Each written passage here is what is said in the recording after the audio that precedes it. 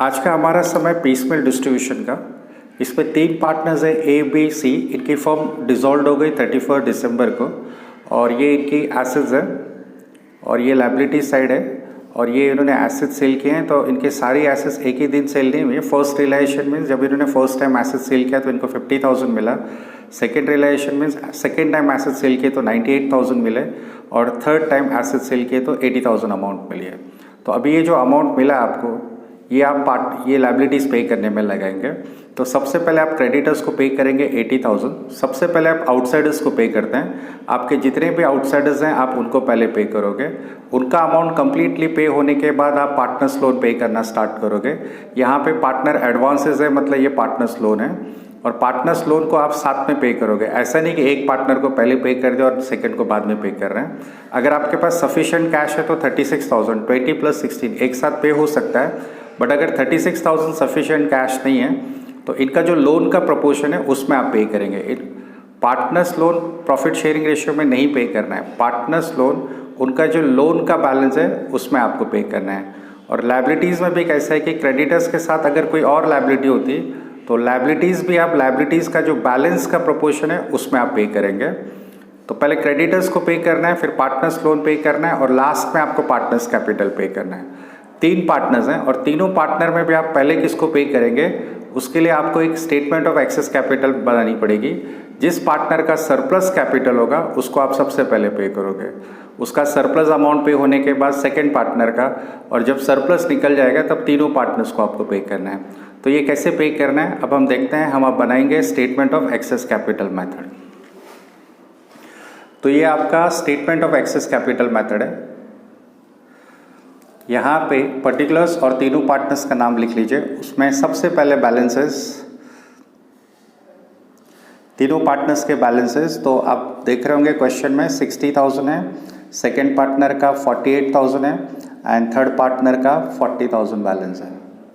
इसके बाद आप इसके नीचे इनका लिखे profit sharing ratio.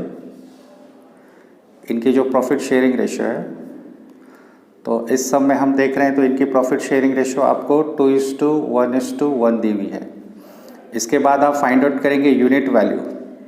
Unit value का मतलब होता है कि एक शेयर के लिए एक पार्टनर कितना पे कर रहा है। तो मिस्टर ए का टोटल कैपिटल है 60,000 फॉर 2 शेयर्स। 2 शेयर के लिए 60,000 पे कर रहा है तो एक शेयर के लिए 30,000 पे कर रहा है। बी का 48,000 है एक शेयर के लिए, तो ऑब्वियसली एक शेयर का उसका 48 ही होगा।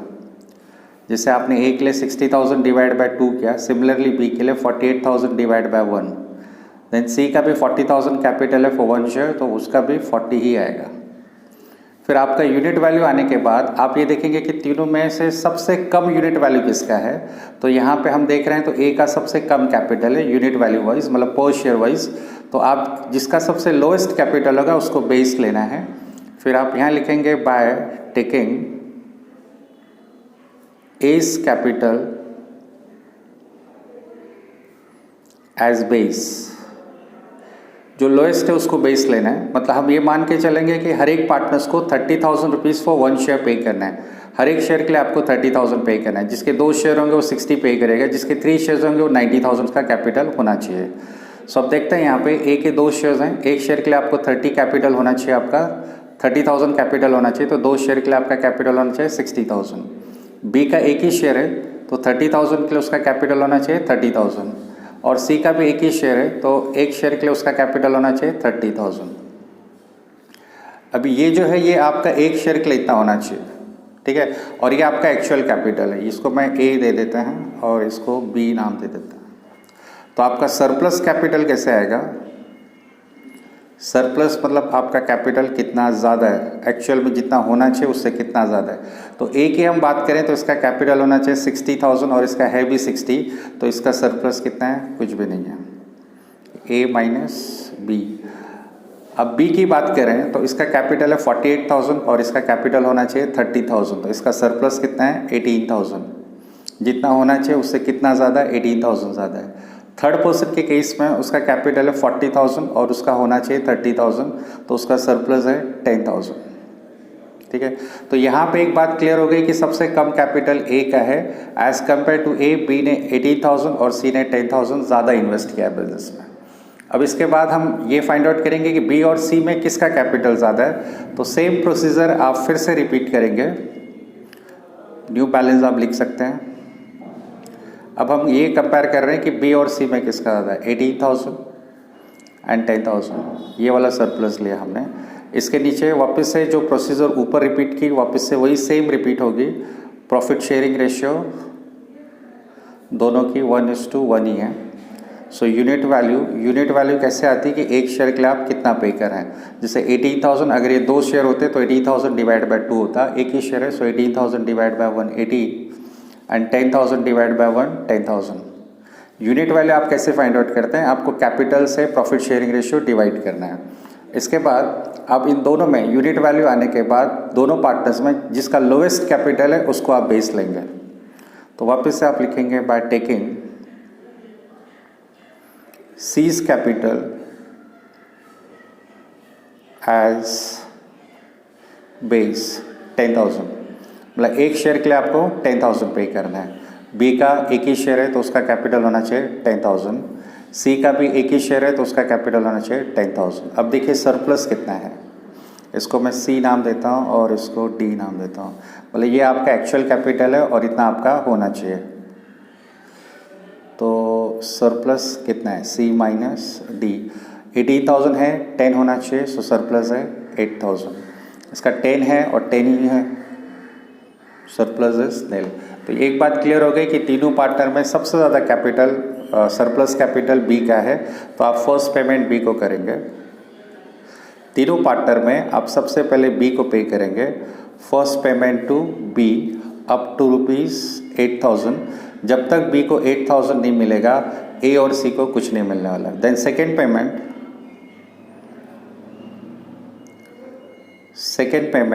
टू B एंड C, इसके ऊपर की line B and C up to ₹20,000, मतलब B और C का भी सरप्लस 20,000 मिल गया इनको।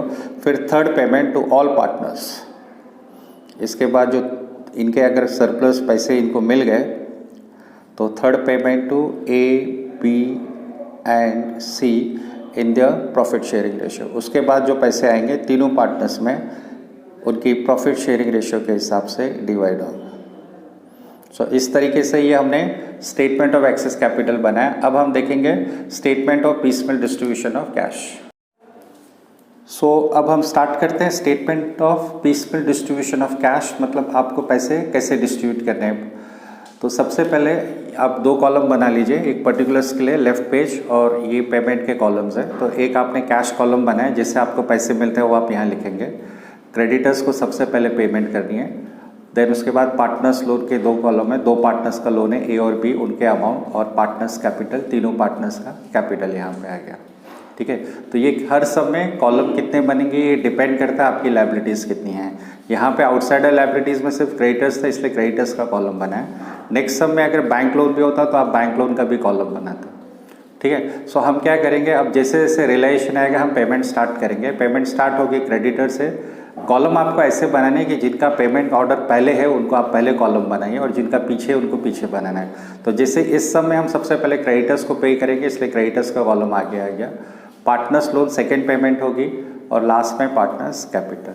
ठीक है, सो सब स्टार्ट करते हैं। आपका फर्स्ट रियलाइजेशन है, आप पर्टिकुलर्स में लिखेंगे फर्स्ट रियलाइजेशन, और आपके फर्स्ट रियलाइजेशन का अमाउंट आपके क्वेश्चन में दिया है 50,000।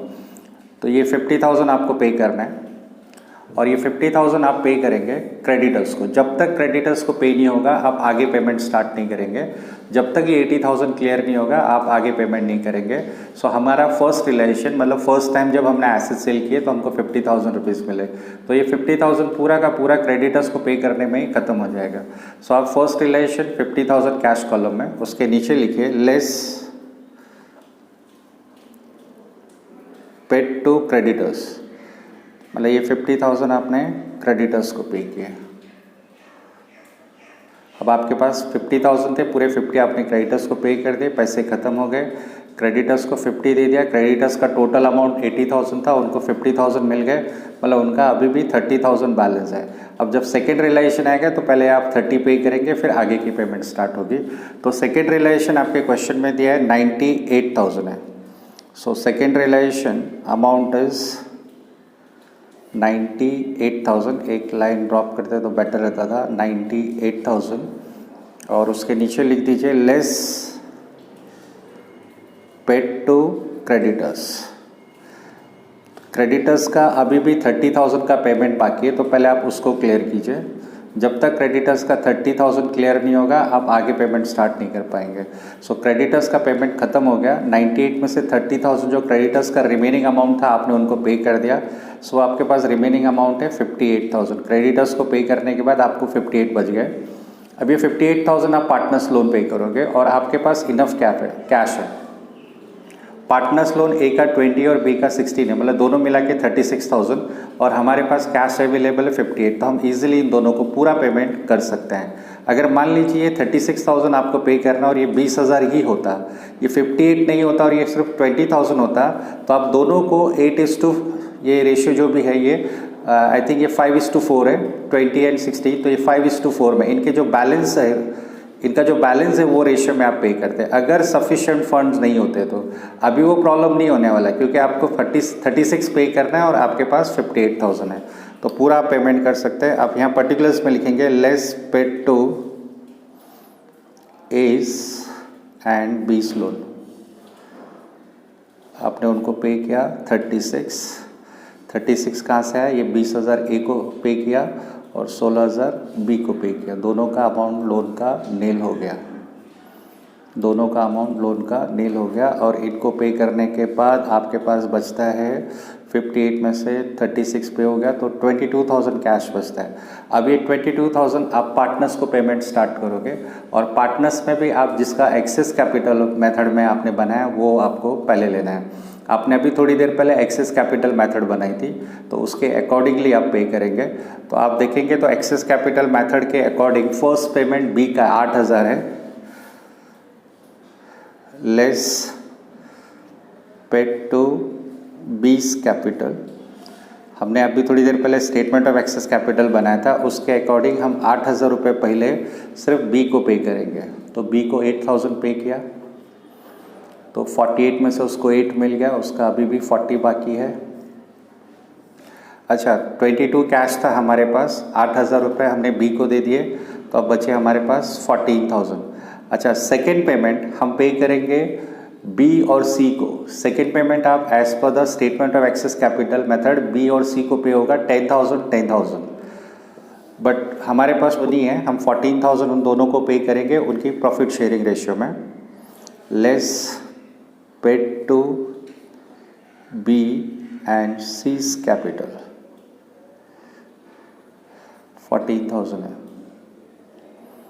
तो इसको 7 मिला, इसको भी 7 मिलेगा। एक्चुअली इनका 10,000 का है, बट उतना सफिशिएंट कैश नहीं हमारे पास 20,000 उनको पे करने के लिए।